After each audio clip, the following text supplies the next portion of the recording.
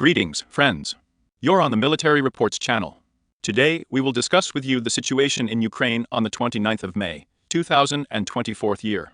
A lot of things have happened today, so let's get started. We will start with you from the southern part of Russia, from the southern direction. To be more precise, a video was published today, information about another Ukrainian aircraft-type drone that flew over the settlement of Armavir. He was shot down according to and incoming information. But this is the second case in May. During May, when the armed forces of Ukraine tried to strike or conducted reconnaissance activities in the area of the early detection station.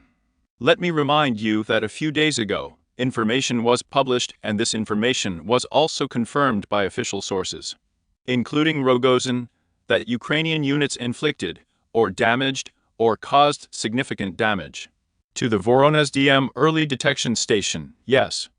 And I remind you that this is not the last, not the only case of this kind. Literally, let's say, also that week, similar information was received from the area of the settlement of Orsk. From there, information was also received from Ukrainian sources that as a result of the strike, it was possible to damage. But, of course, as for the station in the Orsk area, this information has not been officially confirmed by the Russian Federation. But this is a very important point, since it is necessary to understand for what purpose, for what tasks such strikes are carried out. We have discussed with you that from the point of view of some strategic goal, Ukraine has no goal of striking these early detection stations. They are absolutely directed against, let's say, NATO countries. More precisely, to be more precise, they are aimed at ensuring the security of the Russian Federation. Early detection of possible suspected nuclear missile launches. But it is worth paying attention to the map, to the location, which generally has information in open sources, where such early detection stations are generally located.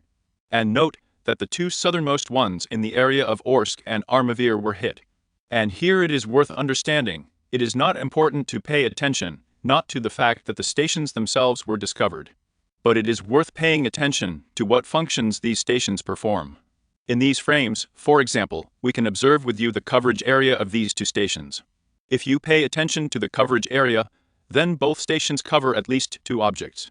First of all, for Russia, it is the protection of absolutely, let's say, the southern direction, the timely detection of, say, these missile strikes, missile launches. In the case of the same nuclear war, every second, of course, counts. But the most important thing is that these two stations cover Iran. Please note that both one station and the second station absolutely cover Iran and will be able, if necessary, to provide timely information to Iran about possible launches and possible strikes against this state. This is the first moment. And the second point is that both stations are in fact covering, or rather covering and controlling the situation in the area of, let's say, the state of Bahrain.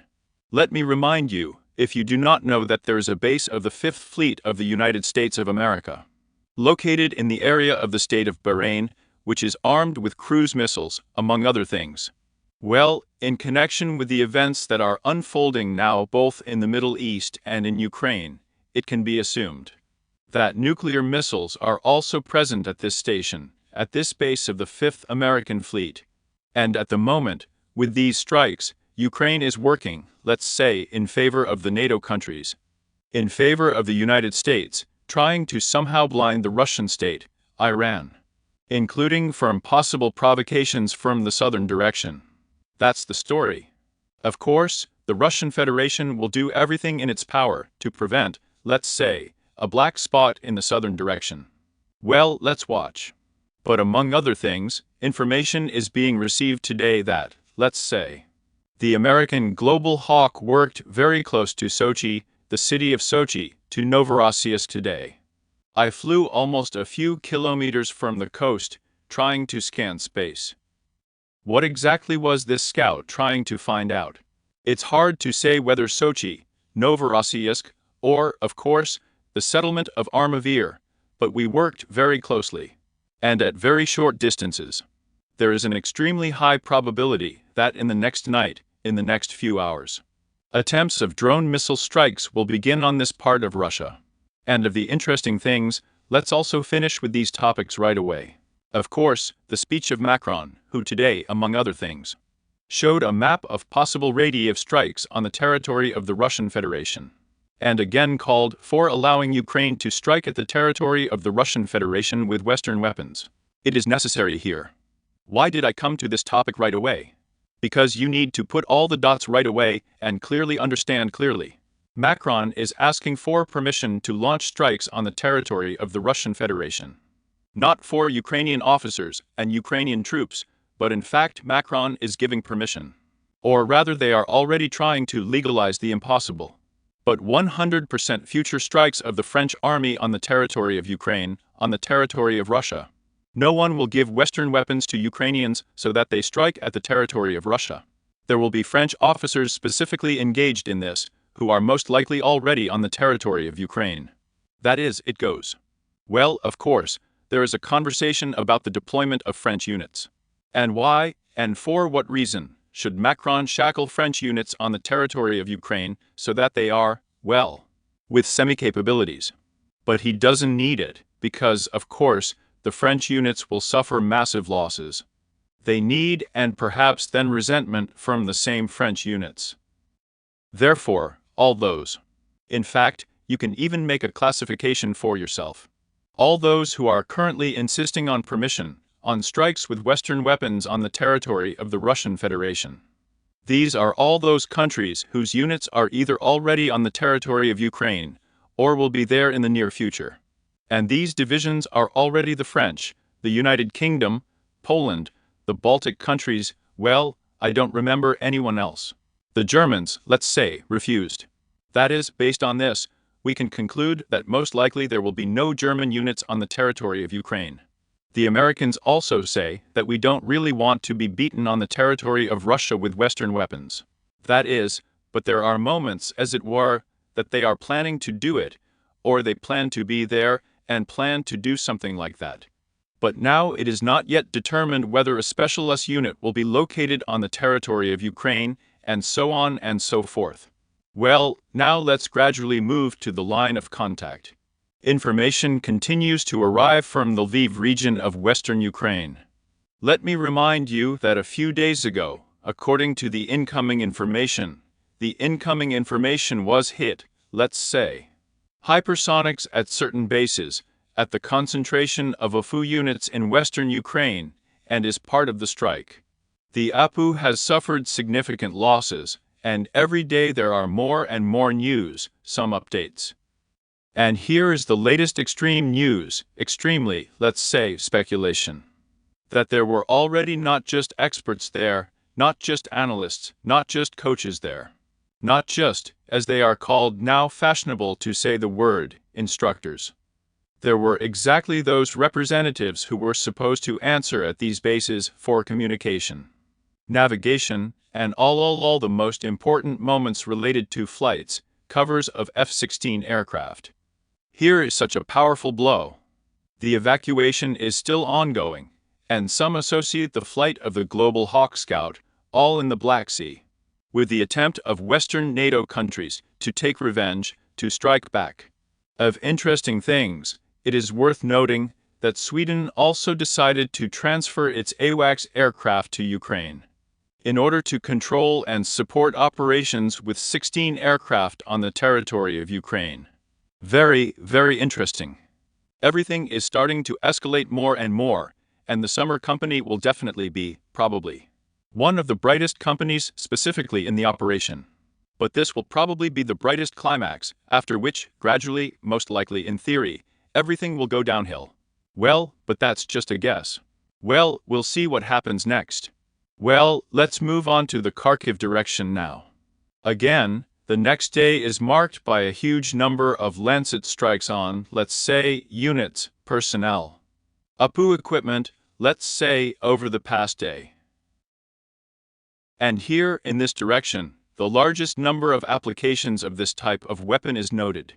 And the APU does not have time to roll out its artillery at a distance of, say, a fire strike, as it is instantly detected and instantly destroyed. A large number of scouts, a large number of Lancets. And today a very interesting article was published which makes some kind of contribution. to understanding the question of why the armed forces of Ukraine will be defeated in the Kharkiv direction. This is a very interesting article. Well, not even an article, most likely some kind of correspondence between, let's say, units of Ukraine. Between individual officers, soldiers, where, say, a speak officer with a line of contact complains about the general situation on the front line, reports that they are suffering heavy losses. A large number of destroyed bridges, crossings, dugouts, trenches, warehouses, and so on. Of such an important military infrastructure, and, let's say, a Ukrainian source reports that the reason for this is that Russian units involve and or use conscripts. In other words, it turns out that due to the fact that the fighting is being conducted, let's say, along the border of the Russian Federation, along the Belgorod region, it is reported that the guns, that is, artillery conscripts for 2 months, have a bridge, a tank, an infantry fighting vehicle, cars, several supports, countless infantry, bull warehouses, mortars along with calculations. And all this is done not even for money, but with a pure heart. The calculation of 6 people has already caused damage to many millions of rubles, hryvnia. That is here. It is precisely Ukrainian sources that report that here, in addition to, say, contract soldiers, in addition to those involved in the conduct of a special military operation, artillery support is provided by this unit, say, including conscripts of the Russian army. Yes. And this we understand with U is the maximum increase in, say, dominance and superiority on the line of combat contact, and in general, as if geolocation frames speak for themselves. Countless artillery strikes, countless air strikes, complete artillery superiority, the absence of any geolocation at all. On the part of the armed forces of Ukraine, drone strikes. We are not talking about an artillery strike anymore. There is a feeling that, in general, there is no counter-battery struggle on the part of the Ukrainian units, but in general, there is only one picture from Russian sources. But if, of course, we translate all these words, all these frames, all these posts, say, to the situation on the ground, then so far we do not see, let's say, a reflection of this superiority, because the front line is absolutely static. There is no dynamics from the word at all. But the only thing is that there are small adjustments along the map line, so at least some cartographers assure that such adjustments are present. And as if it were reported that the Ukrainian units during either counteroffensive operations, or initially this area was not controlled by Russian units. This territory is currently under the control of the armed forces of Ukraine. That is, well, we can't help but refute, not confirm. There is only information from well-known cartographers. On the other hand, it is reported that south of Lukyantsov, pro-Russian cartographers claim that during offensive operations, Russian units managed to expand the control zone towards the green, and that something like this is now controlled by Russian units. Again, while the geolocation confirming this confirmation has not been published on the internet, then we are moving with you to Volchansk. The northern citadel has been living out its last days under the control of the APU. The first shots have already begun to arrive, the first adjustments on the maps of various cartographers from around the world. And they all boil down to the fact that at the moment the aggregate plant is under the full control of Russian divisions. The bridge has been destroyed as much as possible from all sides, and in general, it is impossible to evacuate or supply the APU group. In the southern part of Severny Volchansk, there are separate shots on the last, let's say, days of the bridge, the evacuation of Ukrainian units, in fact, the flight. There are shots of, say, artillery strikes, the arrival of FABs on the same part. The arrival of FABs on the Ukrainian citadel, which are holding. Most likely, there will be some more time, a few days to hold on.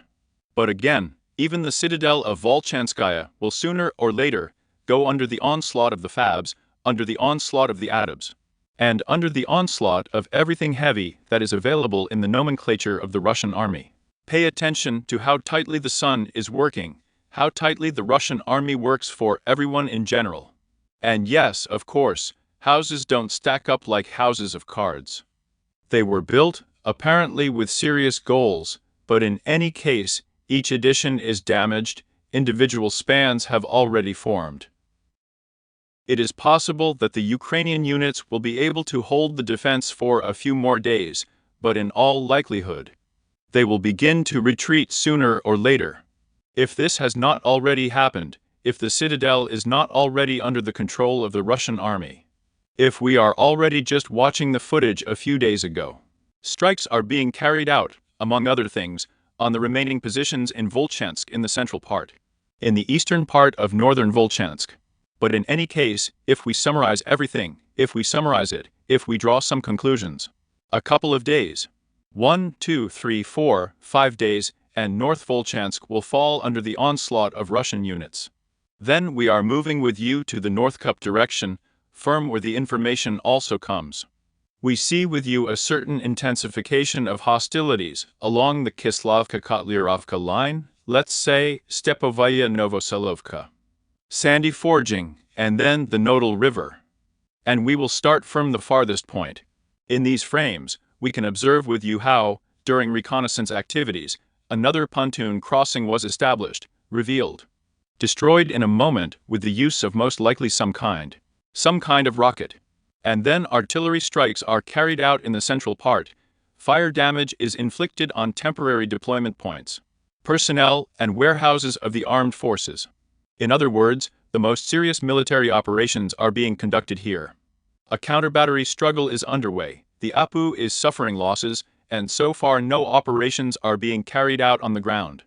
According to Makovka, more and more cartographers assure that most of Myasozarovka is already under the control of Russian units. At the moment, assault operations are underway along the Berestova-Myasozarovka line. And also some sources have already published several posts over the past day, assuring us that the advanced units of the Russian army from Berestovo have already entered the Makovka style on the outskirts. It's hard to imagine how it was possible to overcome such a long distance, but we added this post to the map, so that in general there is some understanding and impression of what is happening. It is possible that it was not possible to enter the Samuzarovka through a flywheel, but it was most likely possible to overcome several, say, forest belts. According to Nevsky, and here the fighting has also intensified. And here the offensive is being conducted along the line of the new Diana Makievka, that is, northern Karamzinovka. New Igorovka, these are all new names. And the assault operations are in fact already underway on the Ukrainian side of the Zherobets River. So far, without any advances on the ground, and with the exception of only massive bombing air strikes there. Seversk direction, no changes. After a few days, let's say, a short operational pause. The published footage of the multiple launch rocket system strikes on the settlement of Razdalovka. Perhaps it is worth considering these shots as the beginning artillery preparation before the start of assault operations. The clock is a bright direction, the clock itself has no changes. The fighting is conducted as in the eastern hours of Yar. The arrivals of the sun continue to arrive, the FABs arrive, but so far it is not possible to reverse the situation. It is not yet possible to gain a foothold thoroughly. Maybe it's not. These tasks are not in the plans of the Russian command. It is possible that the Russian military leadership is facing stretching in this direction.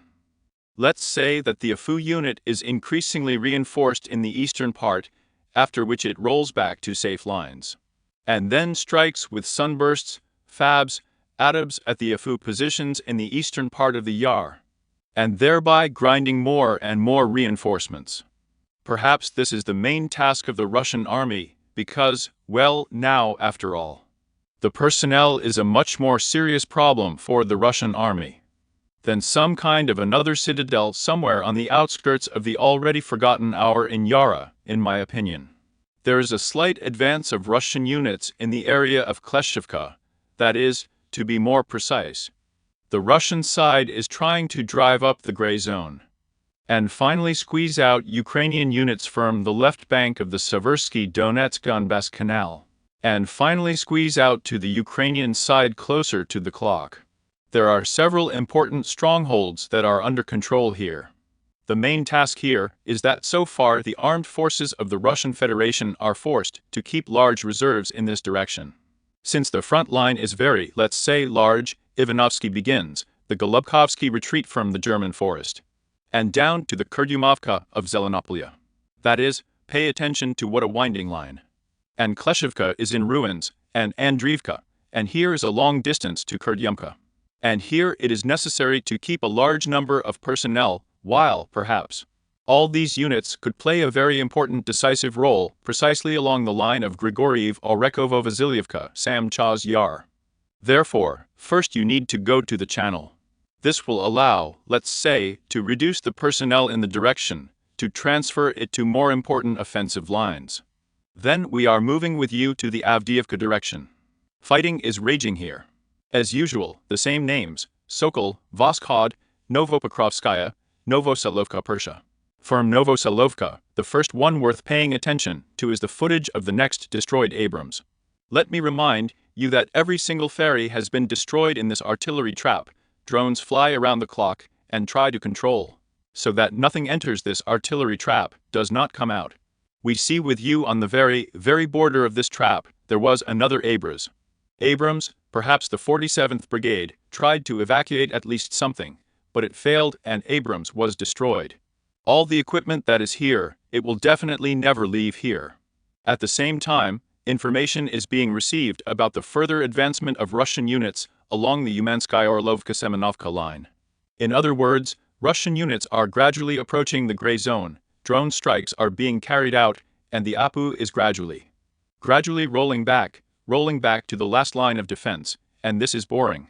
This is the Charles Reservoir, and, of course, the Novoselovka Persha itself. It is difficult to say when they will reach these settlements, but there is movement, and movement is inevitable. Then we go with you to Karlovka.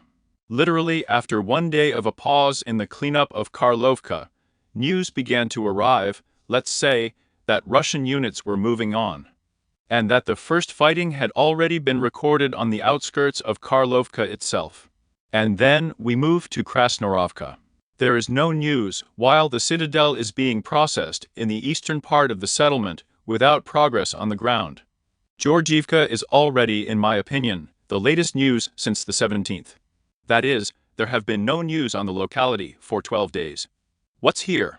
What is going on here? What is being prepared here is absolutely incomprehensible. The situation is completely covered by the fog of war.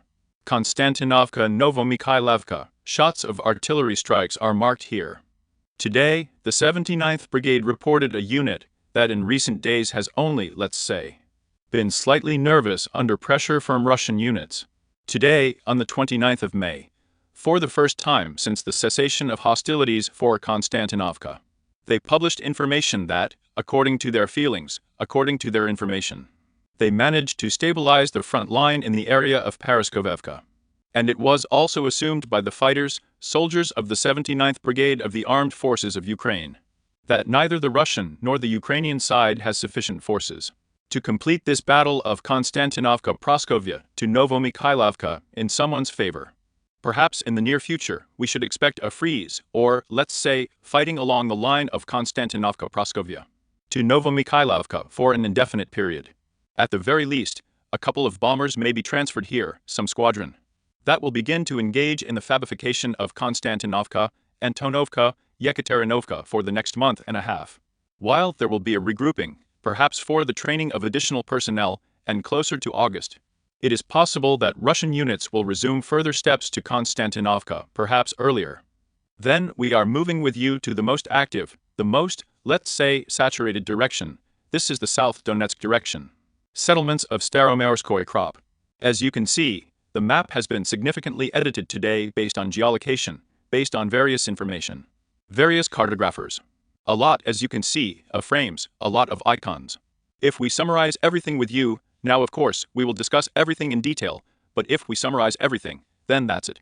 Staromayorskaya the end, tomorrow, the day after tomorrow, after the day after tomorrow, closer to the weekend, by Sunday.